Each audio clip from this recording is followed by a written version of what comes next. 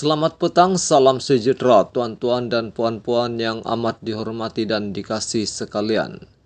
Baiklah, isu hangat petang ini dipetik dari BH Online yang bertajuk Kekayaan Pengaruh Bolehkah Low Tech Joe ke mana-mana saja?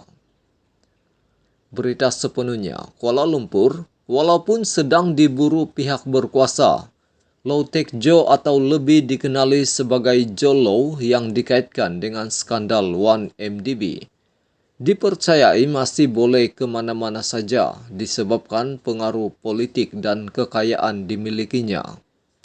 Pakar kriminologi dari Universiti Utara Malaysia (UUM), Dr. Zalmizi Husin berpandangan ahli perniagaan itu mempunyai banyak pengaruh politik di negara-negara tertentu selain turut dikaitkan dengan individu berpengaruh di serata dunia. Justru beliau berkata, Joe Low dilihat mampu bergerak ke pelbagai tempat tanpa sekatan, malah seolah-olah sukar ditangkap dan diserahkan kepada kerajaan Malaysia untuk tindakan undang-undang. Secara peribadi, saya melihat dia sebagai seorang yang ada sangat banyak duit, serta mampu membayar sesiapa saja untuk masuk ke negara tertentu, termasuk membeli kewarganegaraan. Antara sebab dia sukar dilepaskan, ditahan dan diserahkan kepada pihak berkuasa Malaysia ialah pengaruhnya di negara-negara tertentu, termasuk dikaitkan dengan individu berpengaruh. Dia boleh mendapatkan kewarganegaraan dengan hanya membayar sindiket untuk memperoleh identiti baru. Oleh itu, saya juga berpandangan tidak mudah untuk pihak penguat kuasa kita mengesan kedudukan sebenar Low Tech Joe, katanya kepada BH Online di sini. Beliau diminta mengulas dakwaan wartawan yang juga penulis bersama buku Billion Dollar Whale, The Man Who Fooled Wall Street, Hollywood and the World. Bradley Hope bahwa Low Tech Joe masih berada di China. Sebelum ini, Hope bersama seorang lagi penulis buku terbabit, yaitu Tom Wright, mendakwa Low Tech Joe dikesan di Disneyland Shanghai berdasarkan maklumat yang dikaitkan diterima daripada sumber kerajaan Malaysia.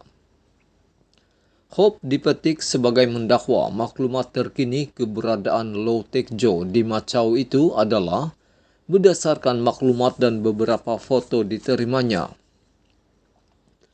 Foto dipercayai Low Tech Joe dan beberapa pembantunya itu didakwa diberikan penyiasat persendirian yang memaparkan lelaki memakai baju berwarna jingga dan berseluar pendek tetapi membelakangi kamera. Bagaimanapun, Zalmizi berpendapat kesahihan keberadaan Low Tech Joe seperti yang didakwa itu dikuatiri sekadar propaganda untuk menaikkan rating pihak tertentu. Benar atau tidak, ia bergantung pada beberapa perkara, terutama siasatan rapi oleh pihak berkuasa negara. Ini kerana, seperti diketahui, terdapat kabar angin mendakwa lelaki itu sudah melakukan pembedahan wajah.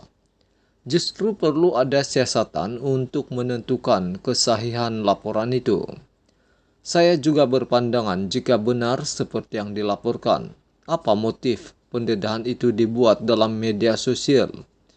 Ia juga tidak boleh hanya bersandarkan gambar dan dakwaan itu tidak kuku, katanya.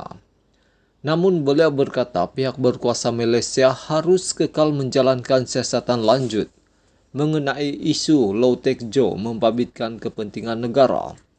Pihak berkuasa boleh ke negara yang didakwa itu untuk menjalankan siasatan dengan membuat permohonan kepada pihak berkuasa negara berkenaan atau polis antarabangsa Interpol. Identiti sebenar lelaki yang didakwa itu pula boleh disahkan melalui ujian asid DNA, katanya. Sementara itu, penganalisis jenayah Datuk Syahul Hamid Abdul Rahim berkata, Joe Low perlu dibawa balik ke Malaysia walau apa cara sekalipun kerana dia dikendaki dalam usaha merungkai kes penyelewengan terbesar negara ketika ini. Saya tidak tahu mengapa dia masih tidak dibawa pulang, malah terbaru ada pula dakwaan orang awam bahwa dia berada di China. Jadi persoalannya ialah mengapa dia masih tidak dibawa balik ke Malaysia, katanya. Beliau berkata dakwaan penemuan Low Taek Joe juga boleh diragui kerana ia belum disahkan sahih dan memerlukan penelitian lanjut. Kita perlu juga melihat kredibiliti pihak yang membuat dakwaan itu, kerana kita bimbang apa sebenarnya tujuan mereka. Tidak boleh hanya bersandarkan sekeping gambar semata-mata, katanya. Sekian isu hangat ini, jangan lupa tekan butang subscribe dan kita jumpa lagi.